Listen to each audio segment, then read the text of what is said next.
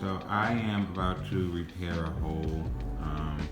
This hole was just created in the process of working with the piece before the client could wear it. So I'm going to repair this hole. So what I've done so far is remove the hair off of the top. I've laid the lace underneath. This lace is very fragile, so in this particular area, I'm gonna sandwich the old lace between some new lace. So I've already cut my piece. I am just about to